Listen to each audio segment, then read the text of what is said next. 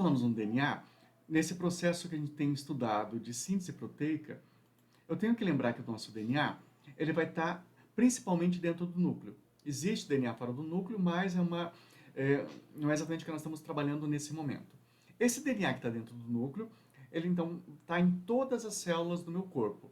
Então veja que nós temos algumas células, e dentro dessa célula, o DNA ele pode se condensar, formando o que nós chamamos de cromossomos. Então, vamos nos aproximar um pouco mais do núcleo, e eu consigo ver então esses cromossomos dentro da estrutura nuclear. Cada cromossomo desse não é nada mais, nada menos do que o DNA. Então, se eu abrir essa estrutura do cromossomo e começar a esticar essa estrutura, eu vou conseguir ver em cada estrutura dessa o DNA. Se eu me aproximo ainda mais dessa estrutura, eu consigo ver que esse DNA ele é formado por aquela fita dupla que nós já estudamos. Então lembra que o DNA é sempre uma fita dupla, onde vão ter aquelas substâncias, citosina, que é o C, guanina, que é o G, timina, que é o T, e adenina, que é o A. O DNA, ele pode sofrer um processo que eu chamo de duplicação ou autoduplicação. Então, nesse caso, veja, eu estou abrindo o DNA, usando uma enzima para fazer isso. Separei ele em duas partes, e eu vou agora completar a parte de cima e completar a parte de baixo.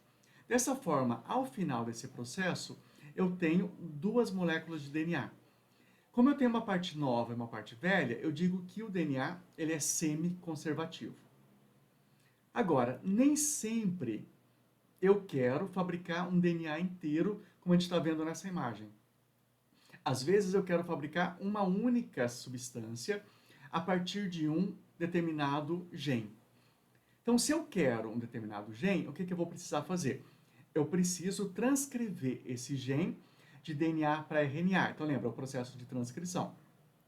Eu vou abrir o pedacinho do DNA exatamente no gene que eu preciso, abrindo ele, eu vou fazer a leitura do DNA e vou transformar esse DNA em RNA.